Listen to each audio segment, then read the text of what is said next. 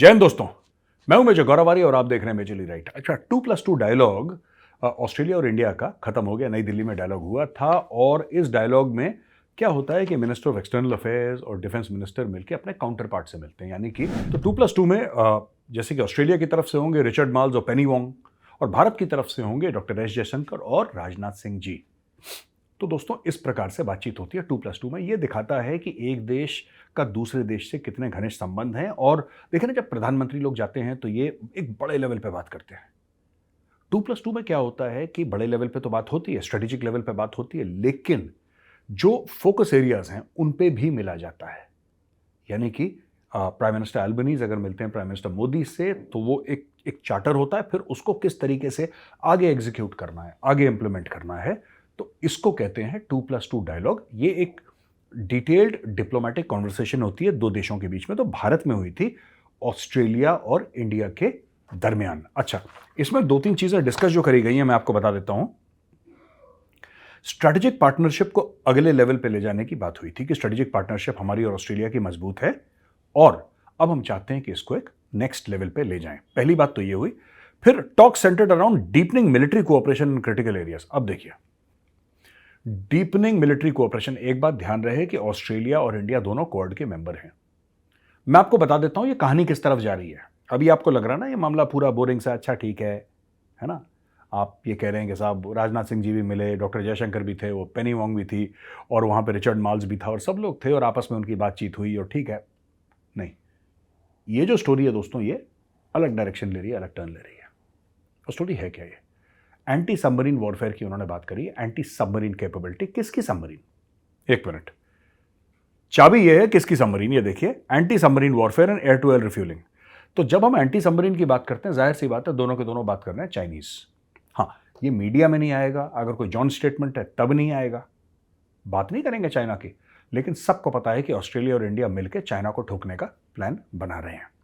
तो anti submarine warfare, फिर mid air refuelling. Mid air refuelling क्या होता है दोस्तों कि जब अब आप लगा लीजिए कोई भी हवाई जहाज होगा ना, तो उस हवाई जहाज का एक एरिया होता है कि जिसमें वो फ्लाई कर सकता है। यानी कि वो, अगर हम बोलेंगे कि इसमें 1000 किलोमीटर या 1500 किलोमीटर तक का इसका रेंज है, तो फिर उतना आना जाना वापस करके उसको करना पड़ता है उसी में।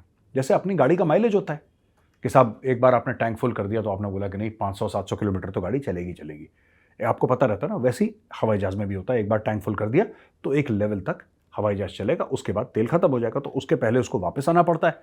तो ये जो चीज़ है ना, इसको बढ़ाने के लिए आपके पास रिफ्यूलिंग के एयरक्राफ्ट होते हैं, बड़े बड़े रिफ्यूलिंग के एयरक्राफ्ट होते हैं। ये सब आप लगा लीजिए कि मैसिव एयरक्राफ्ट, इसमें कई हजार लीटर इसमें एडिशनल तेल होता है। और आपने देखा होगा कि फाइटर जेट उड़ रहा है और ऊपर से पाइप आता है और पाइप चिपक जाता है उसमें और तेल चला जाता है। यानी कि उड़ता फिरता पेट्रोल पंप है एक किस्म से रिफ्यूलिंग, अगर मैं आसान शब्दों में समझा, उड़ता फिरता पेट्रोल पंप है। तो इसके बारे में बात करी। ये बात क्यों करी है कि अगर भारत ऑपरेशन में जाता है, भारत के लड़ाकू विमान जाते हैं या भारत के ट्रांसपोर्टर विमान जाते हैं या कुछ भी जाता है ऐसा भारत का, और अगर हमें ऑस्ट्रेलिया की जरूरत पड़ी तो ऑस्ट्रेलिया हमारी मदद करेगा। उसी प्रकार से अगर ऑस्ट्रेलिया इस तरफ आ रहा है और ऑस्ट्रेलिया को मदद पड़ी तो हम लोग, जरूरत पड़ी अगर ऑस्ट्रेलिया को, तो हम लोग ऑस्ट्रेलिया की मदद करेंगे। ये भी बात हुई है। इसके अलावा security in the Indo Pacific region amid China's rising influence. अच्छा, पूरा जो इंडो पैसिफिक है जिसमें हम लोग भी हैं, ये जो पूरा इंडो पैसिफिक का एरिया दोस्तों, इधर चाइना का इन्फ्लुएंस बढ़ रहा है। चाइना अपनी नेवी बढ़ा रहा है, आपको पता है। चाइना अपनी एयरफोर्स, अपनी फौज, अपने पैसे से छोटे छोटे देश खरीद रहा है और देश बिक भी रहे हैं। मैं बताता हूं चाइना ना, एक मिनट के लिए मैं आपको समझा देता हूं कि चाइना करता कैसे है। क्या करता है ये आपको भी पता है, मुझे भी पता है करता कैसे है। चाइना टिपिकली छोटे देश ढूंढता है। पाकिस्तान, ठीक है, मालदीव्स, छोटे देश। सारे देशों में ट्राई करता है, कहीं उसकी चलती कहीं नहीं चलती। श्रीलंका, बांग्लादेश, ऐसे ऐसे छोटे, और अफ्रीका में जो छोटे छोटे देश हैं, इन सबको वो देखता है। अब खास तौर से ऐसे देशों में चाइना ज्यादा इंटरफेयर कर सकता है जहां की लीडरशिप करप्ट हो, भ्रष्ट हो। तो चाइना क्या कहता है कि लीडर को कहता है कि हम तुम्हें अरबपति बना देंगे यार, तुम चिंता मत करो, तुम तो वैसे ही भ्रष्ट हो और तुम्हें कौन सा रहना है यहाँ पे, तुम्हें तो लंदन जाके रहना है, न्यूयॉर्क जाके रहना है, तुम बताओ तुम्हें पैसा कितना चाहिए और जब तक तुम सत्ता में हो तुम साइन करो ये डील चाइना के साथ, ये डील साइन करो। तो चाइना देता 1 अरब है, वसूलता अनलिमिटेड है। यही चाइना ने काम करा था जब राजपक्षा था ना वहां पे श्रीलंका में, तो कितनी डील साइन करी, गलत गलत डील साइन करी। और उसके बाद आपने हनुमान टोटा का भी नाम सुना होगा, पोर्ट 99 साल के लिए चाइना ने हड़प लिया वो पूरा। तो इस प्रकार के गेम चाइना करता है। इंडो पैसिफिक पूरे एरिया में चाइना अपना रसूख बढ़ा रहा है, अपनी चेकबुक डिप्लोमेसी कर रहा है। कहीं पर फौजी फौज की धमकी देके, फौजी तो अपने नहीं भेजता, फौज की धमकी देके, जैसे ताइवान में या इंडिया के लाइन ऑफ एक्चुअल कंट्रोल में दबाव डालने की कोशिश, ये सब चाइना कर रहा है दोस्तों। अच्छा जी, फिर hydrography cooperation and strengthening ties in sectors such as critical mineral, space, education and science and technology. तो science and technology, space, hydrography और क्रिटिकल मिनरल्स, जो रेयर अर्थ होता है ना, क्रिटिकल मिनरल्स होते हैं, उनके ऊपर भी बोला कि हम लोग आपस में we'll have a understanding between Australia and India, और हम लोग एक दूसरे की मदद करेंगे दोस्तों। जियोपॉलिटिकल इश्यूज भी वहां पे डिस्कस करे गए। क्राइसिस वेस्ट एशिया में जो हो रहा है, अच्छा ये वेस्ट एशिया है क्या? ये इंडिया की भाषा है वेस्ट एशिया, ठीक है, जिसको पूरी दुनिया मिडिल ईस्ट कहती है ना, हम लोग वेस्ट एशिया कह देते हैं। अब बोला कि इजराइल और हमास के बीच में कन्फ्लिक्ट चल रही है। आप अमेरिकन से पूछिएगा, अमेरिकन डिप्लोमेट से, आप कभी पूछिएगा अमेरिकन डिप्लोमेट से where is this conflict taking place, वो कहेगा मिडिल ईस्ट। आप किसी अंग्रेज से पूछिए, किसी से भी पूछ लीजिए, द एंटायर वर्ल्ड से मिडिल ईस्ट। भारत कहेगा what middle east, east of what? कोई रेफरेंस पॉइंट होना चाहिए ना, वेस्ट एशिया। भारत उसको वेस्ट एशियन कॉन्टेक्स्ट में देखता है कि एशिया में कन्फ्लिक्ट हो रही है। समझ रहे ना आप दोस्तों, जगह वही है, बात वो इजराइल और हमास की कर रहे हैं, लेकिन वो कहेंगे मिडिल ईस्ट, हम कहेंगे वेस्ट एशिया।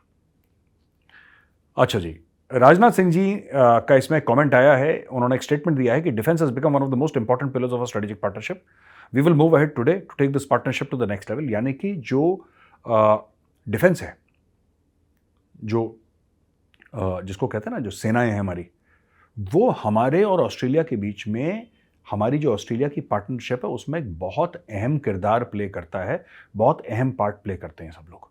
और हम जिस लेवल पे हैं वो ऊंचे लेवल पे हैं, लेकिन हम इसको एक और ऊंचे लेवल पे ले जाने की कोशिश करेंगे और कर रहे हैं, ये राजनाथ सिंह जी ने बोला है। तो जयशंकर साहब ने बोला कि exceptional challenges in the region है। कौन है एक्सेप्शनल चैलेंज? चाइना है, ठीक है जी, इट्स ओनली चाइना। सबका एक ही माइग्रेन है, सबका एक ही हेडेक है, that is People's Republic of China. फिर उन्होंने बात करी कि exceptional challenges in the region including those involving rule of law as comprehensive strategic partners. ये इन एक्सेप्शंस के लिए अगर ये हो गया तो फिर, अगर एक्सेप्शन हो गया तो फिर आपने इसमें क्या करना है। जब भी बात करते हैं रूल ऑफ लॉ, बात करते हैं रूल्स बेस्ड ऑर्डर की, तो दोस्तों एक ही आवाज पूरी दुनिया में खटकती है, चाइना, क्योंकि चाइना रूल्स बेस्ड ऑर्डर नहीं मानता। आपने कुछ कानून बनाए ना, हर एक देश के कुछ कानून होते हैं, इंटरनेशनल कम्युनिटी के, यूनाइटेड नेशंस के कुछ कानून होते हैं, और आप कोशिश करते हैं कि कानून ना तोड़ें, क्योंकि सब लोग अगर कानून के हिसाब से चलेंगे, राइट, अगर सब लोग ट्रैफिक के रूल्स मानेंगे तो एक्सीडेंट फिर नहीं होंगे। जैसे दोस्तों ट्रैफिक में होता है ना, लोग कहते हैं कि 60 से ऊपर गाड़ी मत चलाओ, ठीक है, आपने सेफली गाड़ी चलाई, दाएं बाएं देख के क्रॉस करो, डन। ट्रैफिक सिग्नल पर रुक जाओ, done. Pedestrians have the right of way, done. जब आप ऐसी चीजें करोगे तो एक्सीडेंट नहीं होगा। वही रूल्स पे एक ऑर्डर होता है इंटरनेशनल, कि आपने बोला कि यार हम किसी की सीमाओं में नहीं घुसेंगे, हम गलत काम नहीं करेंगे, सर चाइना ये मानता नहीं है, चाइना ये मानता नहीं। इसलिए ज्यादा जरूरी है 2+2 डायलॉग जो इस वक्त दिल्ली में हुआ है। और फिर उन्होंने बोला कि इंडिया ऑस्ट्रेलिया के जो बायलैटरल रिलेशंस हैं वो पहले से बहुत बढ़ चुके हैं और बहुत अच्छे हो गए, और हमें ये इस एफर्ट को और इंक्रीज करना चाहिए कि आगे चल के ये रिलेशनशिप भारत और ऑस्ट्रेलिया का और बढ़े। और ख़ासतौर से दोस्तों ये जो उन्होंने बोला है ना, कि उन्होंने बोला है कि साहब हम एजुकेशन में भी पार्टनर करेंगे, हम इसमें भी, ये तो काफ़ी सारी साइंस एंड टेक्नोलॉजी है, स्पेस है और क्रिटिकल मिनरल्स है, ये बड़ी इंपॉर्टेंट चीज़ है। यानी कि Australia and India will exchange technology also, education, students और जाएंगे वहाँ के यहाँ आएंगे, ये सब शिक्षा का, ज्ञान का आदान प्रदान होगा भारत और ऑस्ट्रेलिया के बीच में दोस्तों।